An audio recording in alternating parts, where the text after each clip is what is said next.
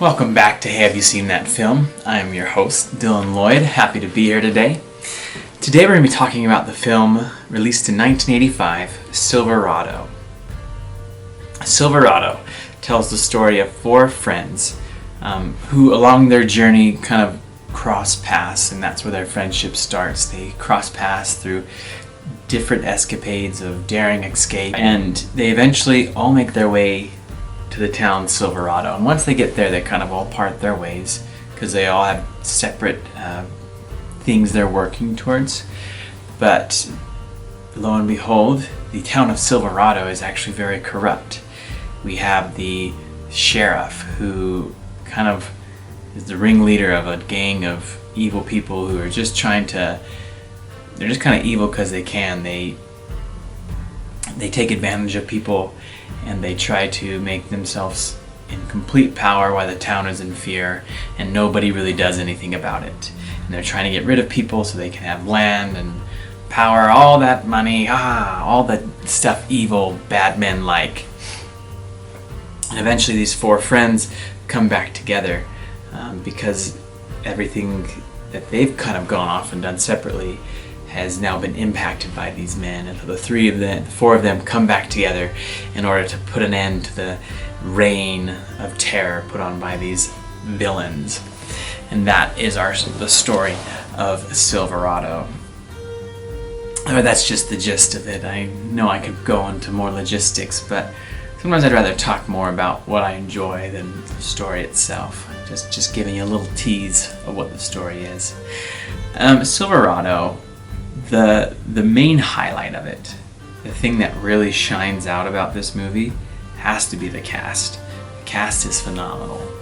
You have a great lineup. You have Kevin Kline, Kevin Costner, Danny Glover, and Scott Glenn, who play the four friends who work together in order to bring justice to the town of Silverado.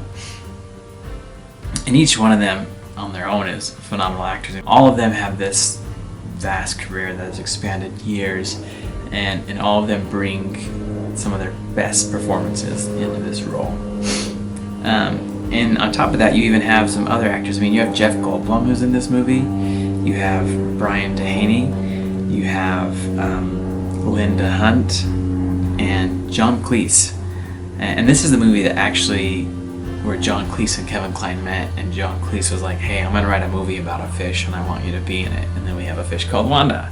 So really we owe a lot of thanks to Silverado for bringing that wonderful group together. But honestly, the cast really is perfect. They got a lot of big names in this movie, and each one of them really does bring great performances to the table, even if they're just small. I mean, Jeff Goldblum's in it and it's not very long, but yeah, he still brings he brings a lot into the movie. And Kevin Costner, this is one of his earlier roles, and he's, out of the four friends, he's kind of the one that's, you could almost say, more, he's not one of the main friends. He's just kind of like, he's there. He happens to be brothers with Scott Glenn, and Kevin Costner is just there, but this is a fun role for Kevin Costner because I'm used to seeing Kevin Costner more of a serious kind of guy, and in this movie he's just kind of crazy and zany. So it's a very different character than what I'm used to seeing Kevin Costner portray.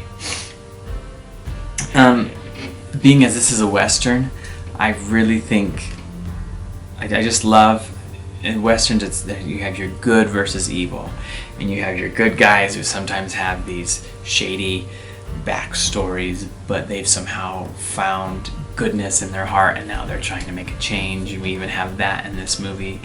But really this movie is just, it's got a lot of those things you love about a Western. We got shootouts, we got chases, we got barroom brawls, we have showdowns, we have everything that you kind of, when you're watching a Western that you expect, you find within this movie.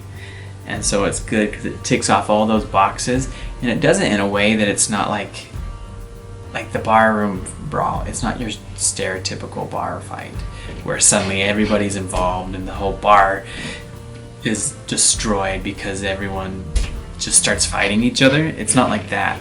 And the shootouts, they're fun and they're exciting, and some of them are quick and intense, but there's a lot within it that draws you right into the action. So it's really good at doing that, but not playing to the standard typical Western, if that makes sense. And the relationships in this movie I find appealing because I don't feel like they're forced upon us. They don't feel fake. They feel like real relationships that are being forged between these people. Sometimes in movies I feel like it's kind of like it's forced upon you. It's gonna happen. But the four friends, even once they become friends and they're kind of like all hanging out buddies and they separate ways, and their paths cross throughout while they're in the town of Silverado, and they still kind of butt heads. It's not like they're automatically best friends, like, woohoo, let's go do this. No, like, one of them starts working for the corrupt sheriff, and the other ones don't like it as much. So there still is a lot of, it's real characters, real drama, which I find amusing. I find it's enjoyable to watch because it feels more realistic. And finally, you can't talk about Silverado without not mentioning the theme to Silverado.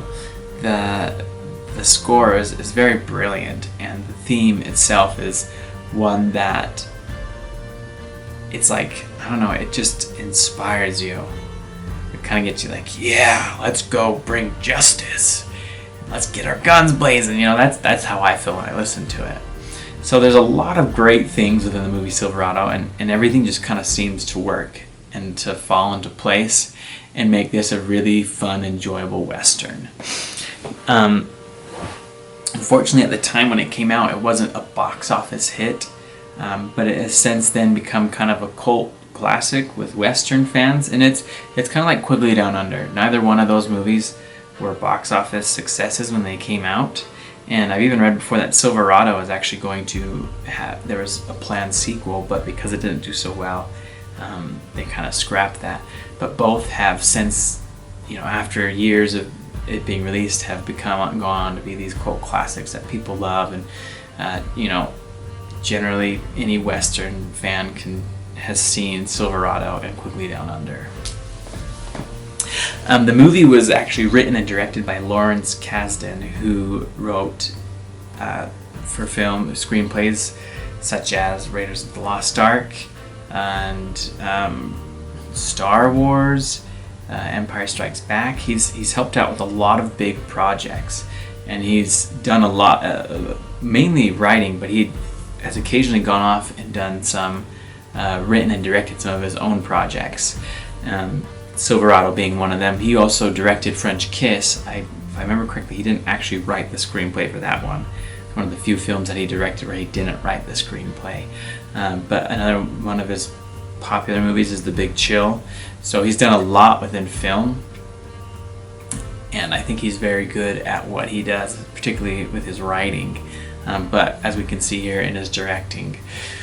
So if you're looking for a fun filled adventure on a Saturday afternoon, Saturday evening, check out Silverado. It's one that has a lot of things for all sorts of film goers, and it's one that my wife even enjoyed, and she's, I think I've said it before on this channel, Westerns are a bit of a hit or miss with her, and so it was nice to, she even enjoyed this one. So there's something in it for everybody. So there you have it, Silverado. Great film. Let me know what you think. Comment down below. Thumbs up, thumbs down. And if you haven't done already, please subscribe to the channel. Thanks for watching. That's a wrap.